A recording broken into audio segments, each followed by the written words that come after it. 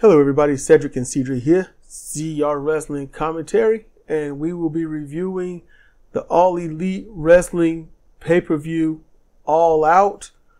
But first, we will go over a listener comment, and then we're going to have to bury Booker T.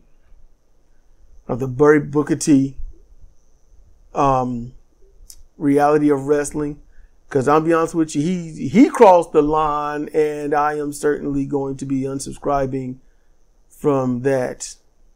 You know, he was someone that I listened to, but I always felt like he's still protecting not so much the business, but his image and WWE. And he kind of shows that with this, but we're going to get into the viewer comment first, and you getting ready for this, Cedra? I'm ready. It's from Zemo times 2,534. He has won the universe. That's over 9,000. You know? No, it's not. That's far from 9,000. It's over. I mean, come on, man. Why can't I? If it's over, that's 25-34. 25-34. I just said more than that. No. I mean, I said more words than that. But that was 2,534. Okay. My brain went 200,000. Never mind. It's not over 9,000. No, it's not. No, he's not. Okay, then he don't win. Right now, he's on Snake Way. That's where he is. That's where he is. We're going to get into this. So, he says the whole situation just makes Tony Khan look even worse. He gives Jungle Boy a slap on the wrist, but gives CM Punk a more severe punishment. I am not defending anyone, but everyone is making CM Punk out as a villain and giving sympathy to the Elite and friends. It is too one-sided. Everyone should look at the facts before jumping to conclusions and picking a side. The concept of innocent until proven guilty is dead, and that is sad. This situation could lead to the end of AEW, and Tony Khan will have no one to blame but himself. Okay. I'm gonna say this. Jungle Boy got off with a slap on the wrist, but then, even what I said in the opening, it was reported by whoever this other noob is that works with Booker T. And find out they're marks. They're marks. But anyway, Jungle Boy was suspended indefinitely and then said to have been fired a couple of days later. Jungle Boy? Allegedly. That's what they said, but they've also contradicted themselves. Now, we didn't do notes on what they were saying because, look, just in case y'all wondering, just go to Reality of Wrestling. That's the YouTube channel. CM Punk fired by AEW. Then it's a slash, and it says, not a slash, a vertical line. Then it says Booker T reacts. So that would be it. So allegedly by these marks that he was fired. We didn't see him at the pay-per-view, and he would have certainly been on it. We haven't heard about him being in the program with anyone, so most likely suspended. If he comes back in about 3 to 6 months, then he was just suspended. But if he's not back by, let's say, February, then yeah, he's gone. And if you find out he's somewhere else, well, everyone in AEW wrestles somewhere else. Tony Khan ain't got a leash on him. And he shouldn't pay somebody 6 figures. You're not going anywhere else. That's just it. If you want to go somewhere else, fine. I get it. You're not getting paid that much money. You get paid, $15,000 a year. Deal with it. You multiple streams of income. I don't have to pay you all that income. There's just a certain thing about that.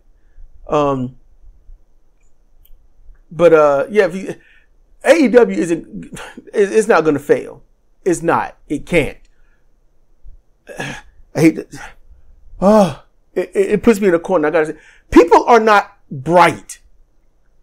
In general, the majority of human beings on this planet are not bright. I do not know if it's upbringing. I do not know if it's steered by peers. I do not know if it's PFAS in the water and the food that does alter, DNA on a certain scale and causes cancers and other stuff like that the government is not letting you know about. I don't know what it is, but people have gotten dumber since, I'm going to say 1997. It's been a slow downhill slope, and it's weird. I don't get it. And it's not the new generation. It's people that are older than me. It's like, you were smart. What happened? You had great ideas, and now you just, whatever someone say, you believe, right? It's weird. AEW isn't going to go down because Khan and AEW fell up. Yes. Much like Donald Trump has most of his life. Fell up. And they fell up because they are supported by those who are brain dead. Instead of thinking critically about things, they prefer to have the keys jingled in front of them. And it makes them happy. You know, when people are toddlers, you jingle the keys and it makes the sound and stuff, and the toddlers clap and they're all overjoyed. They're still there. Before going on, because he does mention WWE, Maximum Zemo, he mentions WWE. I want to point something out when it comes to wrestler promos. Listen to them. Listen to how they do their promos. They talk, then they yell. That yell normally, originally, was to make a point. That's the crux right there. That's the critical moment of the promo. But they yell to jingle the keys and make sure that you're all paying attention. Look at me. Look at me. I'm Mr. Yelling. Meeseeks. Look at me. So that's what that is. Every time they yell, it's never really on a good point. They just do it every little bit just so they can make sure you're paying attention. And for those who pay attention to words, those who don't yell during their promos are far more poignant. Just saying.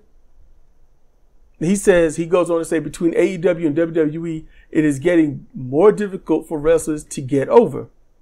AEW is run by immature teens who have the boss wrapped around their finger and telling him who to push and who to ignore, while WWE is run by an out-of-touch man who only wants to push one man at the expense of everyone else. And when someone does get over naturally, Vince will punish that person for getting over. It happened to Matt Cardona when he was still in WWE as Zack Ryder. It happened, bruh, we with you. It happened to him. It happened to Ken Anderson. You know, who else? It was happening to, at the time, Chris Benoit. It was happening at that time, Perry Saturn.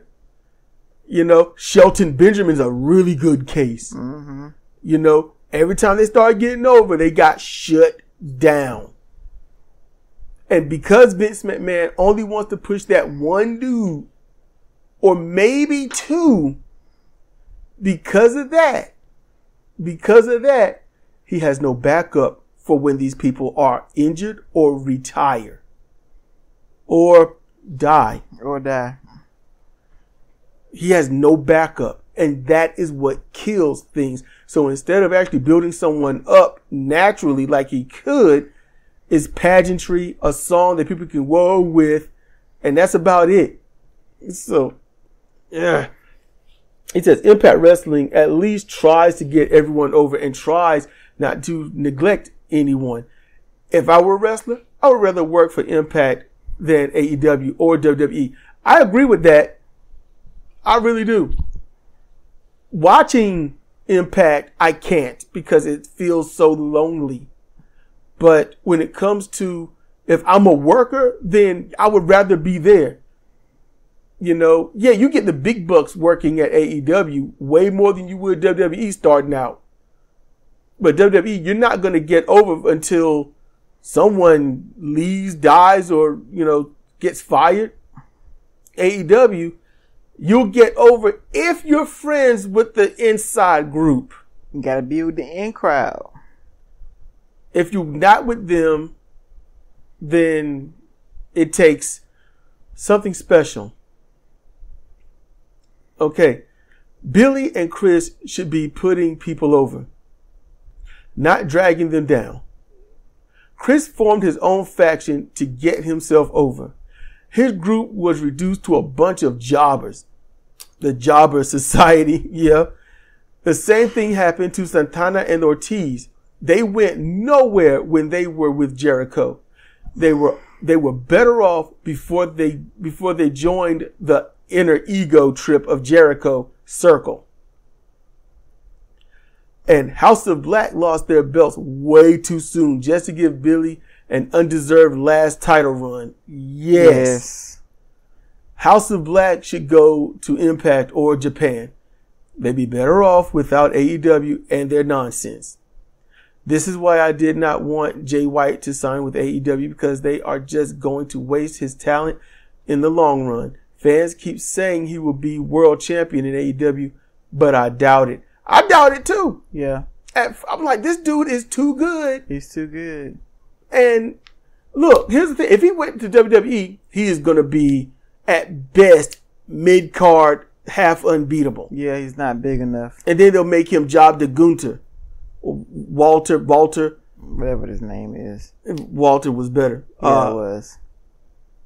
So, and he and I'm guessing, I suspect that he left New Japan because what else could he do there? He did everything, and everything in New Japan just got repetitive.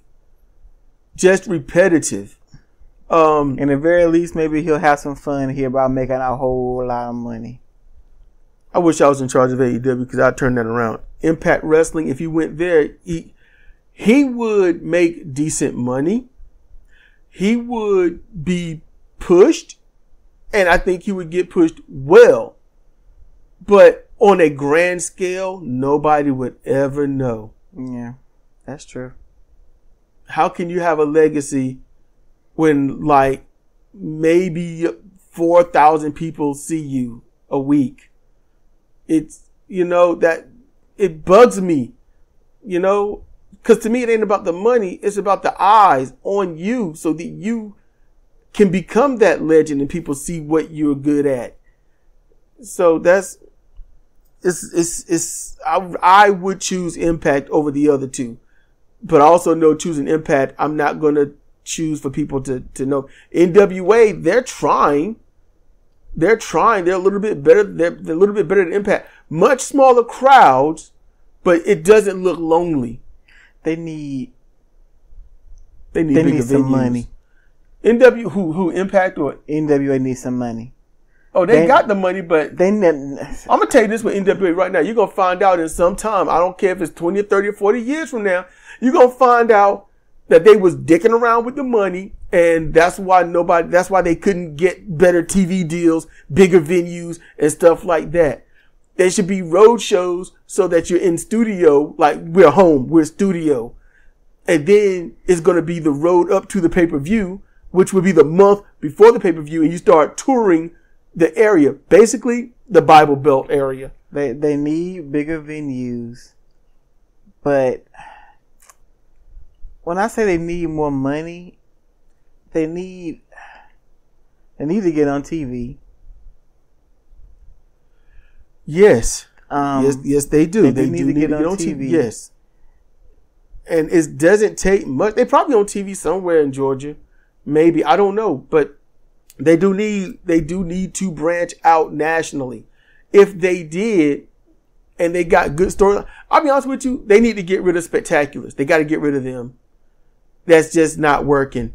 Yeah. You know, right now I'd probably get rid of Judas. Get rid of him. Spectaculars, Judas. Gosh, who else? There's quite a few. Alex Taylor.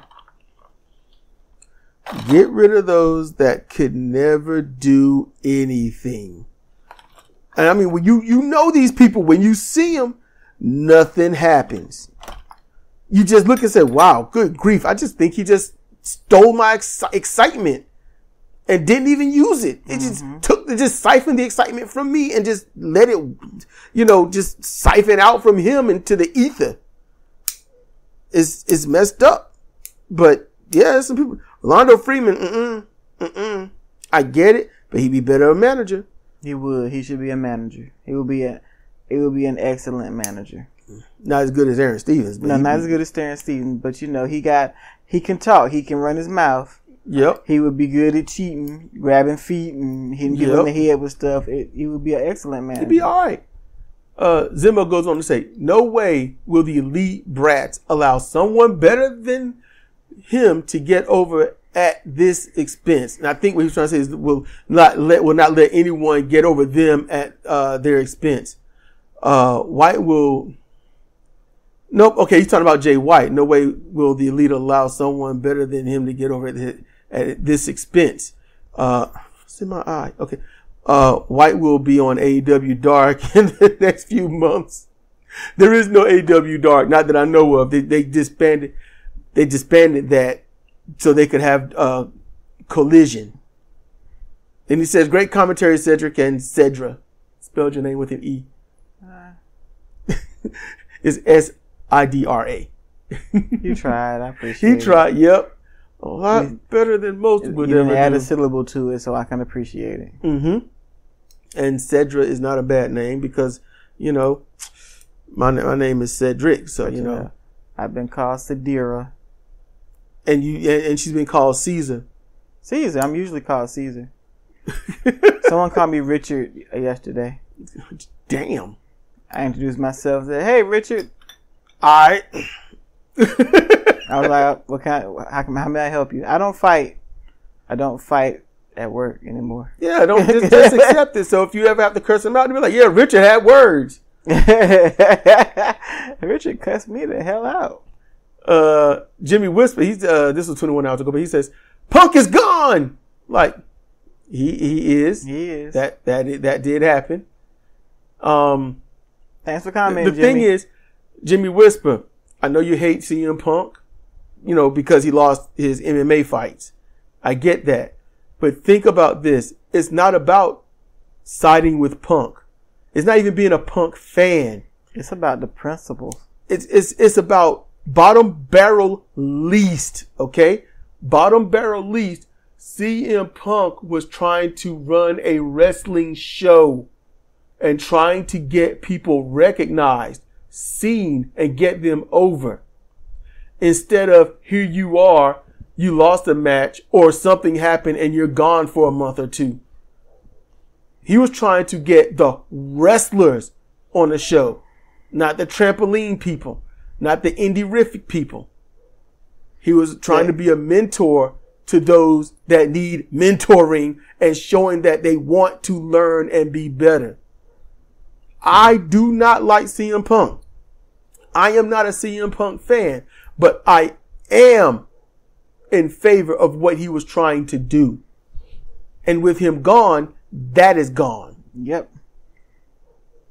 So it's not about, you shouldn't dislike someone because they lost fights no. If no one can lose a fight, then how does anyone ever win? The fights would just keep going. Once you initiate the fight, it just AEW main events without anyone ever getting beat. If you're not bleeding or flipping, Tony doesn't really have a place for you. That's why all the big men in AEW are just floundering out there. Just floundering. It sucks how this is, but it is what it is, right?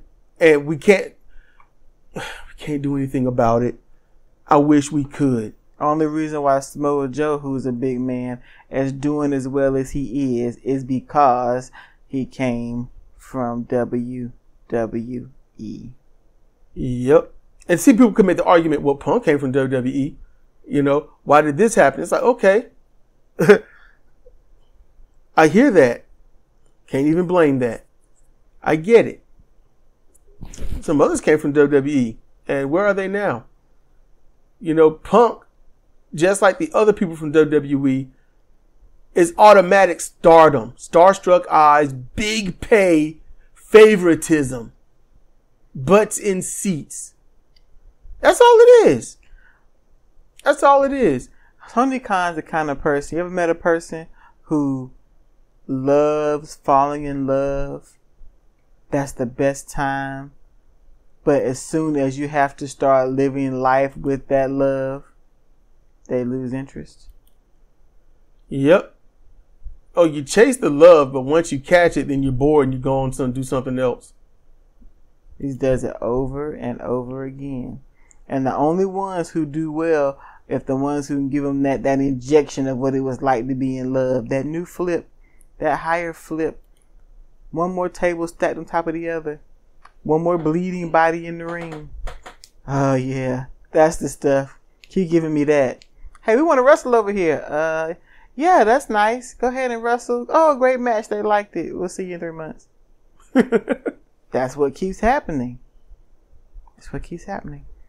Now, we're gonna do a little bit of trash talking on Booker T. I'm exposed Booker T. People forget. But look, what did Booker T and his noob do? I don't know the guy's name, and I have no respect for him. You know, I don't know his name. I didn't hear his name. All I heard was a bunch of King Booker talking. But, I mean, you know, this guy was, both of them. This is what they did. They really one-sided this. You all know the timeline by now. I'm not going to run through the Punk and the Elite and all that. All right. You can listen to my thing on Punk being fired. You want to hear timeline. You can listen to Jim Cornette on CM Punk being fired and listen to the timeline. You're going to be like, wow, pretty much the same. You know, he gives extra details in certain areas. I give details in other areas. But Reality of Wrestling, that podcast, they legitimately left out the Elite. They left out Paige. They said that this whole thing started when Punk goes out to the ring and cuts a promo on Adam Page, and it was unscripted, and he wasn't even in the program with Adam Page. That's how they started the whole thing. And look, they left out the fact that Hangman Adam Page the week before for himself. Yeah, the week before he just came out and started doing the thing and talking trash, and Punk was looking confused. What are you talking about? You gotta save it from me? He's like, what? Save AEW? This don't make any sense. We're trying to do a promo so we can build up our match, and the winner of this match goes for the title. What save AEW? What? Mm-hmm. We were all confused. Everybody was. That publicly, that was the ignition right there. That was the match on the wick. That's what that was. They left Hangman Adam Page out of this. Then they a little bit later, hey, Punk, he goes to the media scrum. And then he starts talking about Colt Cabana. And then he talks about his mom. He brings up his mom by name. And, you know, because, you know, now Punk never mentioned Colt's mother by name like that. Not that, and like I said, if he did, well, I mean, Cedar was listening to this. And if he did bring it up, then it was literally context. Not once did Punk say that I can remember, yeah, Colt Cabana's mother, Marsha, did these horrible things and yada yada. Yeah, Marsha ain't shit. Yeah, I don't remember any of that. None of that happened. If that did, everybody would have been jumping on Punk on Colt that Cabana one. did ABC for his mother. That's the only time that she was referenced. And then Punk said he had to cut him off because Colt wasn't doing anything but just using him for the money. He had to end it. And he took his time to explain everything. But these guys, no, they left out that Punk was, harassed online and in the locker room and whatnot for years. They left that out. Years of people being jerks and trolls and stuff, and then egging him at meet and greets and things like that. They left that out. How much can you take before you say, something? We're going to talk about this. So then, my mother's name is Marsha. So, that really hit hard for me. Fuck you. There's a lot of Marshas out there. I guess since, Colt Cabena's mother's name is Marsha, everyone who knows a Marsha should just be highly offended because same name, same person, I suppose. Same DNA somehow. When Marsha gets offended, we all get offended. We are all Marsha. Mentioned by name. Oh, God, I hate that shit. That lily-livered corporate bullshit. I hate that type of talk. It is so Weasley, meanie mouth. Can't stand it. And then bring up Punk's like, look, if y'all got a problem with me, come see me. And I'm glad he brought that up. And then he said the Bucks went to see him and there was a fight and somehow the Bucks were the victims. Now he didn't say that specifically. You can hear the tone though. That's why I told y'all where to go find it. You can listen to it for yourself and make your judgments. But then talked about John Moxley doing the promo and saying stuff. I'm like, it's an in-ring promo. The best part of a promo, you don't know when it's real and when it's not. You don't know if they're speaking truth, their truth, or someone else's truth. And Heyman Adam Page was defending somebody else's truth from somebody else. That's what was going on. Goon was sitting there talking trash. Don't know if it was legit or not. But this noob is talking like, well, yeah, he said it. It's amazing, Wasn't it prophetic? I'm just sitting here like, man, dude, you are literally breathing bullshit. This dude, I can't trust him. I can't trust Booker T. Booker T, the whole thing starts when they start off by saying Punk was in AEW, he on the mic and took shots at WWE. Bad move.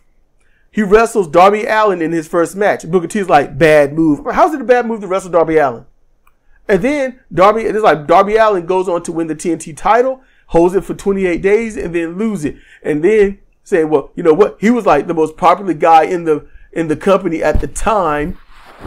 So therefore, because he got heat by being friends with Punk, they stripped him or they didn't give him or keep pushing him. I'm like, you fucking idiot. Booker T, you fucking idiot. You're a fucking mark. You cannot use wrestling storyline to cite if somebody was a bad egg or not. That is fucking stupid. The shit that MJF says about him, he's a Jewish person and, all the shit that the people did to him. I don't know what's real, what's not, so I just enjoy the ride. I do not use that to judge him. I just enjoy the ride of the promo and what is building up to the match. You fucking noob, you kayfabe your fucking self. That's fucking stupid. That's next level stupid. The whole time Booker T is like, I don't know, I don't watch it, I'm not there, I don't, yada, yada, yada. He don't know shit for shit, but he's got the nerve to talk like he absolutely knows when all he can do is piggyback off of what this noob is saying. Darby had the belt, lost the belt. Wardlow, but he's a friend with Punk, right? So just by being friends with CM Punk, so that means he lost to Powerhouse Hobbs? You know? And then he's gone. Well, wait a minute. Powerhouse Hobbs, he's real good friends with Punk. Punk was going over his matches. So explain that. You know? Come on. Miro, friends with Punk. Miro's there. I'm just saying. Fucking noob. Dumbass. That's some unforgivable shit. Unless you can come out and make the apology as loud as the accusation. Try that. You can't make deductions on half the story. And they don't even have that. Don't even have that. Darby Allin lost the belt after 28 days, you know, and he was the hottest wrestler there. So that means that Punk was an influence on them turning down Darby Allin's push. That's what they epically alluded to. And if I am wrong, point it out. Don't say I'm wrong because you hate Punk or you dislike me. You don't like how I'm talking. Go listen to the goddamn thing. Go listen to it. They're making connections where there are no connections. Like saying Trump was the president and we got hit by 2 hurricanes. So we got hit by 2 hurricanes because Trump's president. It was those kind of connections they were making. Bullshit conflation. Good grief. And they went on to say more stupid stuff. Go listen to it. It's really not worth our time to go into all of it. Really. I'm done. It got worse after that. It just got worse. All right. It got worse. And they do not mention anything that leads up to anything aggravating Punk or anything like that. And hold up, gonna sit there and say, we just talking facts. I've held my tongue for 3 years. And just like, yeah, easily. I'm like, hey man, hey, trust me. Booker T's dick is clean. You got it. Good job. The royal penis is clean, Your Highness. Booker's dick is clean. Oh my goodness. Let's move on. Now we will get into All Out 0 hour. Won't take long. Yeah, we did not do this like we would any other pay-per-view because it's just 1, tired, 2, ticked off, 3, fuck this. You know, that's pretty much where we are. It's late. It's 12 a.m. She just got to get up in 6 hours. We'll talk about this. We're going to go through this. Just no more deviating from it, okay? So it starts with an over-budget charity battle royal. Stupid name, stupid thing. Winners will donate $50,000 to the charity of their choice. That's so stupid. You know, that's just dumb. Just, if you want to give the charity, just give the charity. You don't have to do a match about it. Just give the charity. Yes. You just choose a different charity every week, give them $50,000. Here's look, listen. Giving charity is good. If you wanted to give charity and do a match to give charity, is fine. I get that. It's all good. Okay? But let's just be practical about this. All right? I'm going to have these wrestlers go in the ring and risk major injury so they can give money to people. Just give the people the money and take the injury, the risk of injury out of it. You could just name it something better. And then the wrestler who has the most eliminations, AEW will donate $10,000 per elimination to whatever is needed right now. Or you could do, that'd be good, you could do the charity of the week. You can choose a wrestler and the wrestler be like, hey, you know, for this week, we'll be collecting and donating to this charity. Get the people in it. Like, oh man, I love Brian Cage. He likes puppies. He wants to save puppies. We'll give money to the puppies. I'm talking about actual dogs, not breasts. Yeah, not WWE puppies. You know, do it like that. Yeah, That killed his gimmick, though. But still. I mean, I had to. She was the first person on top of my head, but you know what I'm saying. Yeah, I do. If you want to get wrestlers and the people involved, but not, there was a winner. Speaking of Brian Cage, he was eliminated by Adam Page using the dead eye, the back to belly power sit out kneeling power driver. So.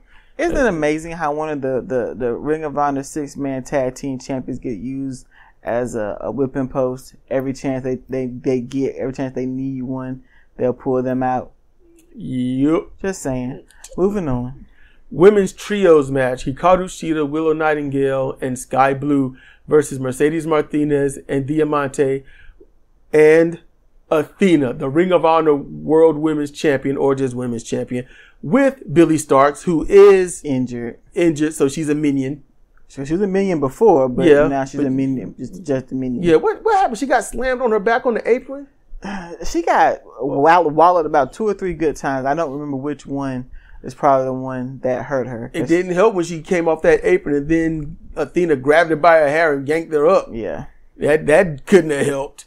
Hometown Girl wins with the side roll Yoshitonic on Diamante. And I'm going to tell you right now, I'm done with Sky Blue. Nice booty, nice thighs. Done. I just don't care to watch her wrestle. I don't want to watch her anymore. I just mentioned the best parts of her, and I'm just done. And she wrestles every week. Even if she don't wrestle well, she wrestles every week. She wrestles every week. That's commendable. I like that. I love that. But no, she is not improving at all. She's not.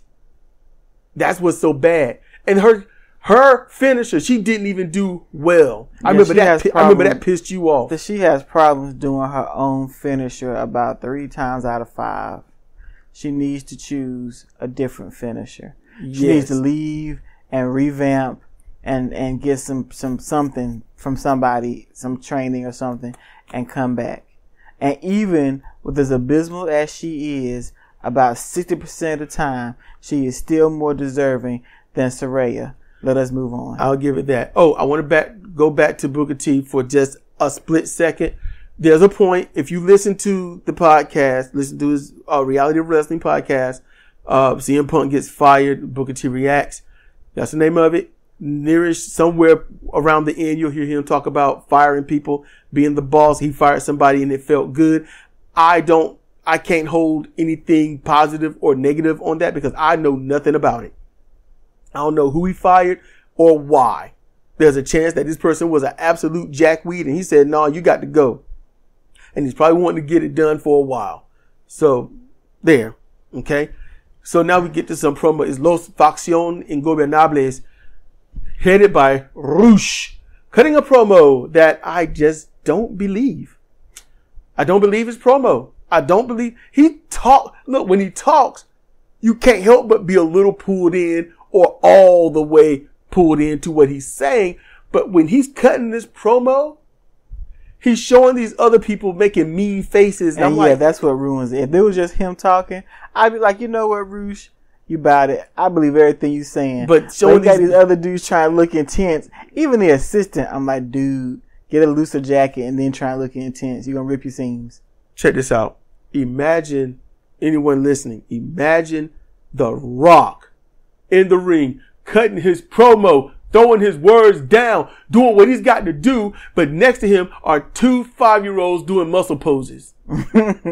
Yeah, you're not gonna be in it. You're like, what the hell's going on with these kids doing these terrible pose downs with their nothing muscles? Imagine The Rock and Steve Austin tagging up. Okay, they're tagging up. They got to cut the promo, and while The Rock is no. I'm gonna switch to what Steve Austin is cutting one of his badass promos, and The Rock gets up on the corner and he yells into the mic, "I'm a little teacup." Just kills it. That's what's going on with Los Facción Ingobernables leader Crwc. Just those mean faces. It down, but yeah. So now we get to the trios tag team title match. So it's Satnam Singh, Jay Lethal, Jeff Jarrett versus the Acclaimed and Daddy Ass. Don't forget, with Dennis Rodman. And Dennis Rodman and his Crwc. Yeah. That's a badass Crwc. It was in sport mode though. It was in sport mode. That's something that Cedar's friend innovated. I think. I don't know. I think it's actually called sport mode. Really? It's called sport mode. You put the little. And she was trying to tell me all the benefits. Because she got them for me for Mother's Day, and I'm appreciative. But I was never gonna ever buy myself any Crwcs. Yeah, they're ugly duck shoes. They're ugly. And I don't mean ugly duck. No, they're ugly duck-looking shoes. The shoes look like some weird duck. It's got punched in the beak and fattened. They're for walking around the house. And if you're going somewhere and never getting out the car. You need to tell Dennis Rodman that. Don't nobody else, everybody else want to wear them out. He had his in sport mode. I guess it's just me. If I had Dennis Rodman money, what? Let's move on. You would going out in Crwcs. Going out in Crwcs. Are you kidding me? But I like clothes. And shoes. And you're a girl. Nah, being a girl nothing to do with it, man. I know, because I do the same thing if I had money. Anybody can be a clothes my and shoes. My wardrobe would be custom made. If I made. had the money, oh my goodness, my closet and the shoes, boots. Let's move on. About y'all talking about your goddamn clothes. Get on to the matches. We're talking about how you shouldn't wear Crwcs in public. Let's go. Next is Caster wins with the mic drop on Lethal for the pin. Yay. So that tells you exactly how suck ass that match was. Yeah, it just I get tired of that crap. Lethal is getting paid. That's how I justify it. Yeah. People who should be performing at their max, they are high performance wrestlers, decorated, seasoned, know what to do, being used for bullshit. They are getting paid. Let them collect their bag without getting hurt. There you go. Can't argue with that. Next, All Out pay-per-view. Oh, you suck. And see, you know what? Straight up though, I could just do that and then do a reverb in Audacity and it'll just do it naturally. It'll just sound like that, but I don't want to do that because that's not as funny to me. So first up is the Ring of Honor Tag Team Championship. I was like, something's wrong if this is going on first. Mm-hmm. Dark Order, Alex Reynolds and John Silver versus Better Than You, Baby, Adam Cole and MJF. Baby. Better Than You, Baby. Cedric. Small notes. MJF is struck from behind with a chair wielded by Alex Reynolds, wrapped and must be removed. Yeah, because he was having neck issues. Look, Dark Order's trying to be serious. Yeah. They're trying to be aggressive. Yeah. Cole fights solo for a while and very well because MJF had to be taken away. Hold a brief pause. Here's the problem. They're having them be more aggressive and, actual heels on Ring of Honor mostly against job people, enhancement people. Which is all right. Which is all right. But if you want to seem like you got some teeth, you got to do it against some other people. With teeth.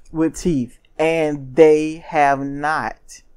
So then they come here, they win this battle royal and get this chance to wrestle Cole and MJF for the Ring of Honor titles.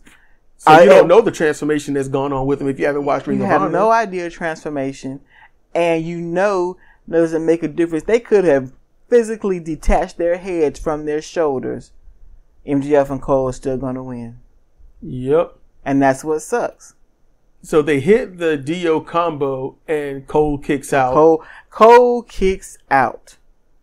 I haven't seen anyone kick out of that. Seen nobody. And what did Cole defend himself with the entire time he was wrestling by himself? They took MJF away. What was he doing to defend himself, Cedric, against these two the entire match? He evaded. He countered. With what? Wrestling. What was he counting? No. Think about the match. What did he counter with 70% of the time to keep Super them kicks. off? Super kicks. Yeah. Yeah. Yeah. Yeah. All right. We can move on. Man. I was watching. No, it's just, I just feel a bit, toxic, molested. I had to drag it out of you. I'm like, I waited. I'm like, nah, he's a good wrestler. Mm-hmm. So am I. I got 3 counts on our daughter. You do. But she didn't know she had to kick out, though. Nah, I should have kicked in when she heard it too. But she learned. Now she kicking out. Now she kicking out. She know how to work. She won't fall to the short arm clothesline. No, she won't. Nope. But yeah, that's Iron Sheik comedy, Iron y'all. Sheik, man. But yeah, that is how he fended them off. Cole in dire straits, and MJF comes back to the ring, selling his neck. He fights them off with one hand most of the time. MJF hits the kangaroo kick, and then does a nip up, which should not have happened. Mm-mm. You need your neck to do that, but it didn't hurt him anymore.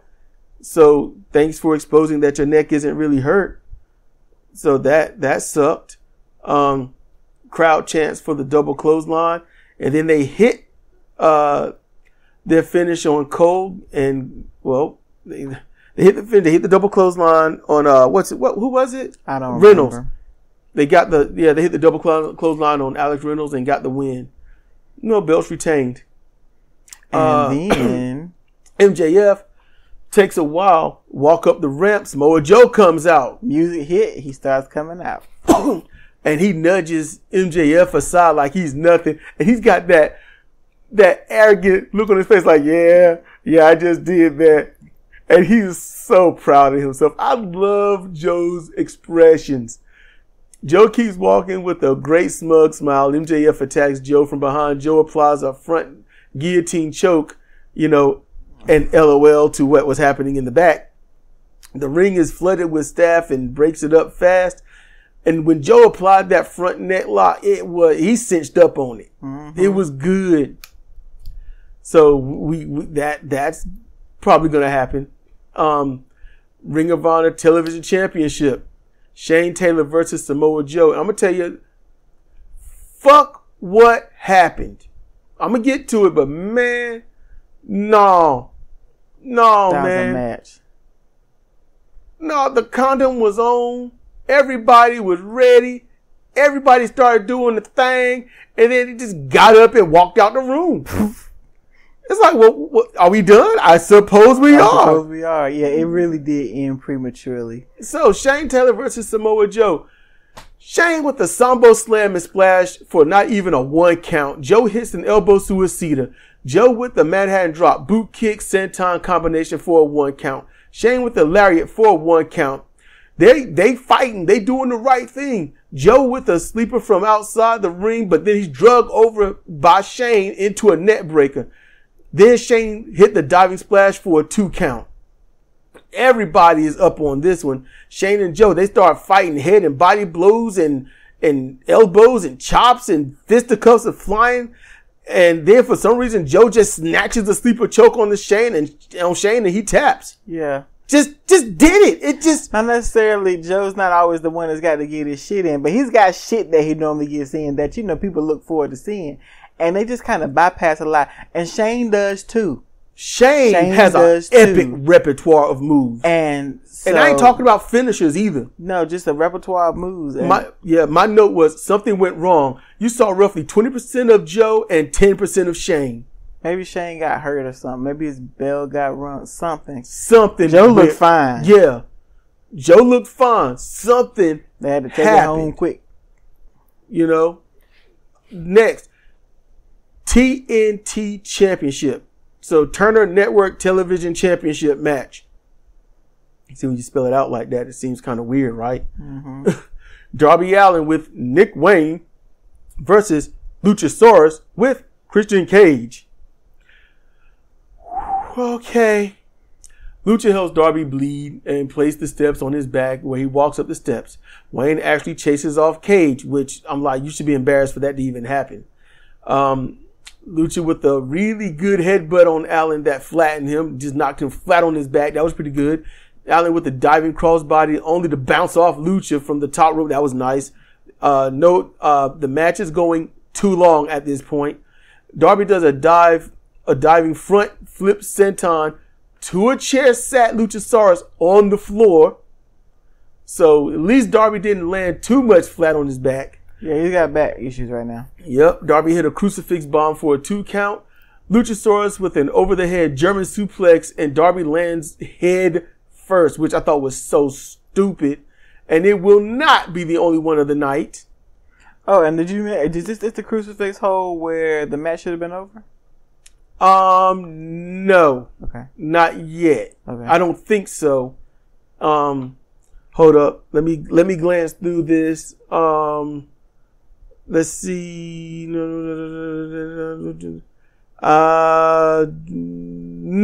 We'll get there though. Okay.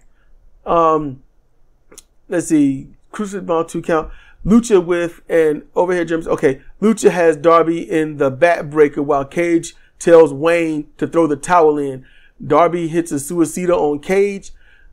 Super code red off the second rope. That means super avalanche if the attacker is on top. Okay. Sock face. Avalanche if the attacker is on top. It's fucking noobs. Super code red for 2 count. Lucha kicks out late and the ref stopped. The fans know it. One, two, pause, stop, kick out. I'm like, man, yeah, that was the Sonata effect right there. Mm-hmm. No, what you mean no?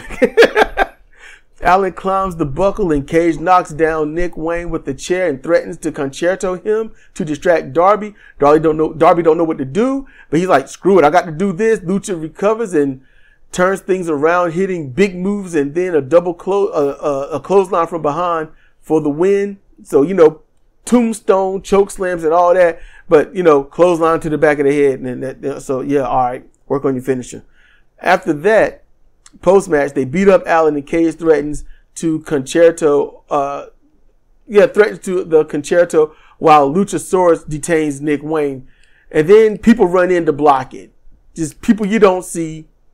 Sean Spears and some people. Some other wrestlers that you don't see often came out with chairs and was like, nah, man, no. Lucha's a bit slow on the uptake, so Luchasaurus doesn't know to leave the ring and Cage has to swim on the bottom rope to get his leg and pull him out. So then we get to something. Powerhouse Hobbs versus Miro. JR. When they locked up like grown ass men. Mm-hmm. And I said, Cedra, I want you to listen to JR on this match. Because JR is going to actually commentate this match. He's going to be analytic. He's going to explain to the people at home what's going on and what someone has to do to try to win. This was vintage JR right here. It was great to hear what I have been missing since NWA WCW time. I have missed it right before Jim Ross went to WWF before it became WWE because, Vince lost to the World Wildlife Fund. But he could have made it Worldwide Wrestling Federation again, but no, I'm not going back to that. So anyway, so let's get into this. Miro hit a spinning wheel kick, which was nicely done. Hobbs hit a front suplex and controlled Miro perfectly to get him on his back because Miro was going to land on his head and Hobbs just that extra oomph and flipped Miro onto his back because Miro was not in control. Miro's calling this match. He's calling this match. So he can't be too bad of a guy because this was good. Hobbs hit an exploder on Miro. Miro ducked a stinger splash and Hobbs bounces out of the ring and onto the floor. I don't know if that was intentional or not, but it was safe. Miro with an apron senton. He just dove off the apron with a senton. I didn't expect to see that. Look, Hobbs is trying to recover. Female fans like, hang in there, Hobbs, hang in there. Yep. They have fun with the fans who seem to shout meat as they exchange running body blocks, punches, clotheslines, punches, and then more clotheslines. Now, granted, this crowd went crazy 1,000,000,000% indie. And it was annoying, but kind of justified. It was justified because they don't get this.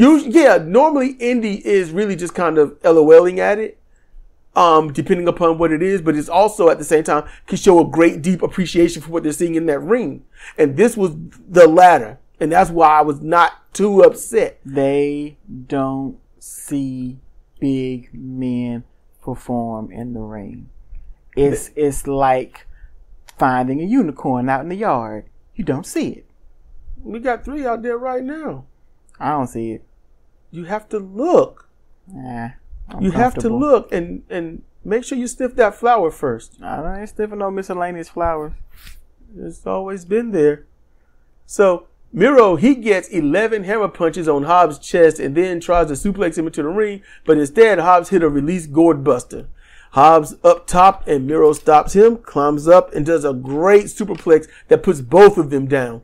Miro psychs up and the crowd is with it. Miro hits his finishing kick, but it was 8. And then he tried again. Hobbs evades and hit him with basically a deadlift power slam. Hobbs hit his alternating stiff arm lariats. Miro counters one, hit the spine buster with the lariat, and then hits his finishing kick for a 2 count. Miro gets game over on Hobbs' fight and even stands up, squashing Miro in the corner to break the hold. Hobbs' leg is hurt, but he still catches Miro into a spine buster for a near 3 count. And I say near, it was close. Hobbs tries game over and Miro escapes and hits a spine buster and then applies game over. Hobbs submits just as he was slipping out the hole. The fans deeply appreciate this match, and I hope this gets both of these guys over. That's what I had to write. After the match, Hobbs, he's up, he extends his hand, and the crowd is just, they're really into this. They're really into this. They shake hands. Hobbs shows that he has, shows his respect. And I was like, get him. And then he hit Miro from behind. He starts pounding Miro out and on the mat and then starts choking him. And then music plays. Miro's wife shows up, runs in, gets a chair, hits Hobbs in the back. Hobbs don't sell it. Hobbs takes a chair from her and starts stalking her. The look on her face was like, so this is what it looks like before I get sexually assaulted. That was a look on her face. Miro hits Hobbs with the chair. Then he sells it. Then he hits Hobbs again in the side of the head. Perfectly done, safe chair shot. I saw it. I get it. I'm like, okay, I get it. I get it now. The chair shots. I've always tried to see, but poor camera angles. This, not so much. Miro rejects his wife, leaves the ring. Miro looks back at her and shouts, "You are not real." And then Cedra had to say, her face doesn't match her breast. Her breast and body are all tanned up. She got a whole different color on her face. I gotta say something. Say it. I tire of Hobbs losing the big matches. Yeah, that's what he does. He hypes it up. He gets good. He gets to the big match and then he loses. The only reason why he lost his match is so they can do this thing with this motherfucker's wife. Let's move on. Yep, that was the payoff, just to bring his wife in. Yep. So next is the Turner Broadcast Station title match. See, it's weird when you say it out like that. So Ruby Soho versus Chris Statlander. So Chris comes out like a WWE diva, and it's just not her. Didn't look right. Yeah, they said she was acting like Zoolander. Yeah. Saraya was trash talking and then had to run from Statlander. Saraya was screaming for Ruby, who does an apron drop kick on Chris, causing damage to her own back in the process. Ruby with a waist lock backdrop. Chris with a spiral, well, a spinning or a spiral or 180 or whatnot. Michinoku driver 2 for a 2 count. She just can't seem to win when she drops somebody on their head, allegedly on their head. I mean, just can't win with that. Stop doing it. Find something else. Just body slam them and cover them. Chris with a super power slam for a 2 count. Ruby hits her trifecta, which is a poison Rana. I don't agree with doing that. But a poison Rana, seated rebound swinging DDT, head scissors DDT for a 2 count. Chris recovers fast with the blue thunder bomb for a 2 count. You know, because selling that's for car salesmen and stuff, not for wrestlers. Ruby hits No Future and then Destination Unknown for a 2 count. I can understand Ruby being upset. Yeah. But she's blaming the ref because, I think that it'd be nice that when she kicked out, she just blasted Chris in the face. Not a potato, not legit, just a working punch, but hit her in the face. Storm emerges in something bright, the red thing, and it was a robe. Runs past the ref who somehow didn't see her. And red running past. Literally, it's a black and white scene, and she's this red garb running out there. And he didn't see it. So Storm emerges from under the ring and takes the spray bottle from Ruby Soho, who is now confused, and then Chris hits the tombstone for the pin and the win. Title retained, and Tony's running around spraying green spray just into the air and smiling. Just happy. Just happy. Happy to be alive. So then we get to the no DQ strap match. Bryan Danielson versus Ricky Starks. Starks doesn't put the strap on and goes after after goading Bryan out of the ring, knocks him down. He gets his weightlifter's belt and strikes him a few times. Then he rolls it up and used the metal part to punch Bryan in the face. So now Bryan's bleeding. Ricky pummels Bryan for a while and things are turned around. Ricky's stuck up top. Bryan loudly lays in the straps to his back several times. And when I say loud, they are echoing through the arena. Then Bryan choke drags Starks off of the Tree of Woe and straps him a few more times. Man, stuff getting in my eye here. Bryan ties up Ricky to the post after yanking him into it and busting him open. Bryan whips him many times, and once in the ring, gets some middle kicks in the corner and then did his corner heel kick and then the drop kick. So he gets his moves in. Starts counters with the clothesline. It was a nice clothesline too. After whipping each other on the neck, Bryan hulks up and Starks just loses steam. Like, oh crap. Starks is so damn good. We already know Bryan Danielson is good. We already know that Starks, it's never the same with him. That's the mark of a great wrestler. Bryan fires up with middle kicks and lashes. And then Big Bill runs in and begins beating on Danielson. Steamboat pulls Bill down and then begins fighting him. Bill goozles Steamboat and Bryan throws Starks over the top rope onto Bill to save Steamboat. Bryan charges for the knee bomb but is countered with a spear for a 2 count.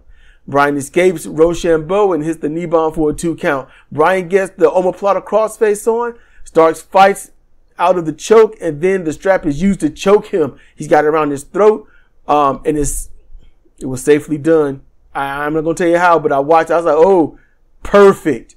I was just like a chef's kiss on that. Ricky refuses to submit, but then passes out-ish. Barely a check, and then the ref calls for the bell. That's how that ended. Let's see. We've got tag team action. Katsuyori Shibata and Eddie Kingston versus Claudio Castagnoli and Wheeler Yuta. I like Claudio in this match. Yep, I didn't. No, Claudio won with a stiff lifter to Eddie and pinned him. Shibata was great. Yes, Wheeler Yuta was pretty much a whooping post, but when he did things, it was good. Yeah. It was good. Eddie, same thing. Claudio was on point. Yeah. I'm not a fan of most of his European uppercuts or lifters. I'm not a fan, but he does his best to make them look powerful. Yeah, he does. I think he succeeds at doing that. But then you got Sockface.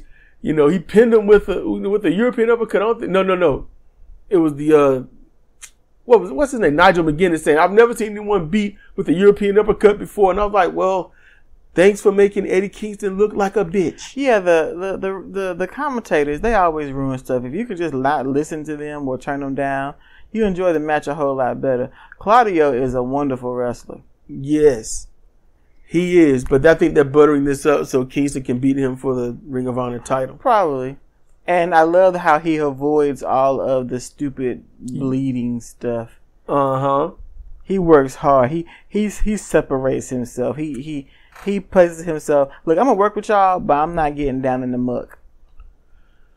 So let's see. Next match is Konosuke Takeshita versus Kenny Omega. So my first notes is Kenny was announced as the AEW Triple Crown winner in a company with 5 belts. So it's like which belts that men are able to win would count as so I guess if you win the first 3 different titles you win, Triple Crown. I guess that's how that go. But most companies only have 3 belts: World, Second, and Tag Team. Every once in a while you might get a secondary tag team, but that's usually very rare. So I don't know how they're doing it, but what their rules are, I'll just let it be. Kenny was billed from North Carolina. Don't understand that. When he's from, I think, Winnipeg, Ontario, Canada, or something like that. He's definitely Canadian. I don't know why he's suddenly from North Carolina. I don't want him from North Carolina. Don't be from here. We ain't the best state. We're not. Florida sucks butt. You can be from Florida. South Carolina sucks half the butt. North Carolina sucks a cheek. He can be from Florida. They need more people. Yeah, that's it. That's the ticket. Yeah. So let's get into this. Konosuke hit a unprotected Steve Williams level murder backdrop on Omega. Dropped him right on his head. He did not hit shoulders first. He hit neck and back of head. No, he hit the legit top side back part of his head. Kenny hit head first. He hit head first and everything collapsed on his neck. Uh-huh. And here's this is what indie idiots do. If they knew how to work, okay, you're not injured. You're lucky. Good job. We watched the perfect storm, Tim Storm, catch a stinger for a safe version of a front suplex. Very safe, landed on his back, no issues. His head was up, but it was a stinger.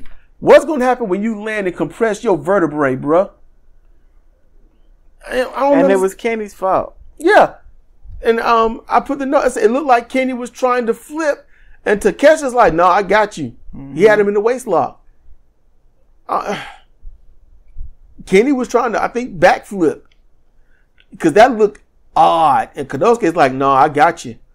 And Konosuke is generally a safe wrestler. Since he's been here, I haven't seen him do anything super dangerous unless he's finally decided, you know what? Fuck you, Kenny. Yep. Which will be, I wrote Kenny fights back moments later at 100%. Best that he can on, slightly wobbly legs. And I wrote this note. We want to skip, but there's a chance we'll see more fuck ups. That's pretty much it. We just, at this point, it's botch porn. At this point, someone's going to screw up. But I'll be honest, they didn't. Just stupid stuff. Konosuke on the outside hit a sheer drop brainbuster. On the outside, on the floor. Beautiful, perfectly done move. He gets chairs. The ref tells him to put the chair down. He does. Konosuke rolls slowly into the ring while Don Callis stacks chairs on Kenny, who holds them in place for a little bit. Takeshita does a tope con hilo onto Kenny and the chairs, kind of hurting his own back. But so Kenny just took a sheer drop brainbuster, which is a legit finisher, okay? And then he takes a about 15-foot dive from somebody. I'm just saying, he should be hurt up, right? You know? Right. Right? Yeah, he's not. He's not. So Takeshita in the ring hits a blue thunder bomb for a 2 count. So that's a brain buster, an injury level angle with the chairs and the dive, and then blue thunder bomb for a 2 count. That move never wins for anyone. It don't. Takeshita hit an avalanche blue thunder bomb just a little bit later for a 2 count. That was really pretty. Not even this can win a match. Takeshita hit his knee strike finisher for a 2 count. Don takes out a screwdriver and stabs the ring and does the indie look around, leaving the evidence of the attempted murder for people to see. Takeshita exposes his knee and then and hits another knee strike for a 2 count. Takeshita drops the knee pad fully and does another knee strike for a 3 count. Kenny lifts his arm weakly at the end. Like he lifted his arm on 5. Just stupid match. 8-man tag match. Bullet Club Gold versus the Young Bucks and FTR. Yeah, so at the end, Jay sneaks a Blade Runner on Cash and Colton dashes in with a fast pin for the win. And I'll be honest with you, I don't think neither of them were the legal men. They just had to get it over with. I was watching, I was like, you tagged out. You know, I was like, fine, it's over. It's over. It's over. It's a multi-man match. There's no way I was going to write. No. It was good stuff at the end. I like when, I think it was Colton that, took, Shatter Machine. He was like, oh shit. Yeah. But it was one of the Bucks and one of the FTR that did. I think it was Dax and Matt that did it. Yeah. Yeah. Oh shit. Dax and Matt also did the BTE trigger. Mm-hmm. So you know we watched most of the match. Well, not most, but at least some of it. You know. So then we get to the main event: All Elite Wrestling International Championship. Orange Cassidy, the champion, versus Goon. Oh man, did we watch that whole thing? Sort of, but you know. It's just a blur of strutting and bleeding. Goon won with a sheer drop butterfly DDT, defeating Cassidy for the belt, leaving Cassidy in the ring to get up and look. He sold the match after it's over. He looks like, you know, like someone got defeated after doing everything that they could, and the fans were showing their appreciation. And he's all covered in blood. Moxley licked his blood earlier. Yeah. You know, they did everything to each other. I mean, like Superman punches, lariats, elbows. Cassidy took about 3 potatoes that I saw, that I could see. He got clubbed right on the side of his damn head, and he was rocked from it. You could see it. Cassidy went through this match, got Abdullah the Butcher, yep, and messed up a bloody, stupid mess in the ring. And he loses. Look, I've wanted him to lose this belt for a while to better people. Just not Goon. We should have known this what was going to happen. What? You didn't know? I mean, months ago. Goon has never lost a challenge for a belt. Yeah. And so, now I want y'all to understand this. Just look at the math. Look at the math. Orange Cassidy, I think he had 31 title defenses. Mm-hmm. He's beaten 21 people, well, 20 people in the ring, in the Battle Royal. He won the Battle Royal. All he had to do was get pinned, thrown over the top rope. Nobody could throw this little dude over the top rope. No. This dude should be epic. Mm-hmm. He's beaten Wardlow. Mm-hmm. He beat Hobbs, I think. He beat Heyman Adam Page. Did he beat Shibata? Yeah. Mm-hmm. He beat Shibata. Yep, I remember that. Yep. Uh-huh. He's beaten everybody almost. Except Goon.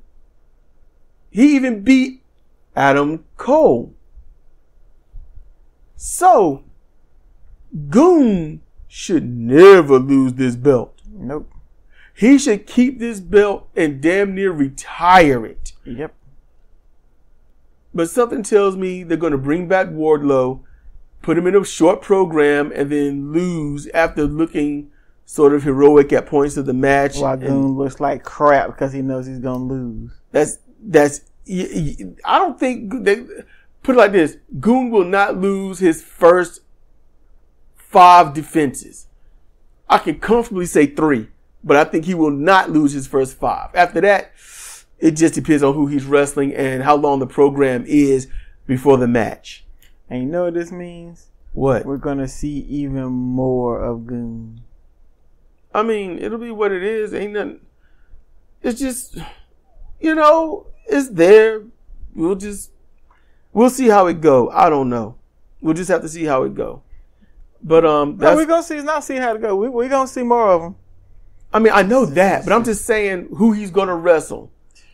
Just and nobody gonna be able to beat him either. Everybody's gonna have to bleed and get their souls eaten out by him. I'm gonna just say this to the entire AEW locker when it comes to wrestling Goon for this belt. All right, prepare to be Nyla Rose. Yeah. Yeah, you should most likely win, but you won't. Get your tetanus shots and Yep. Yeah. Bleed Master Goon. That's what that is. Try not to get staph. Please don't get staph. Because they might be afraid for their life somehow. Strep can get in your skin. Yep. It's bad. So that's gonna do it for us. All right. It's been Cedric and Cedric for CR Wrestling Commentary, AEW's All Out pay-per-view. And with that, you all be good, be chill, and we'll see you next time.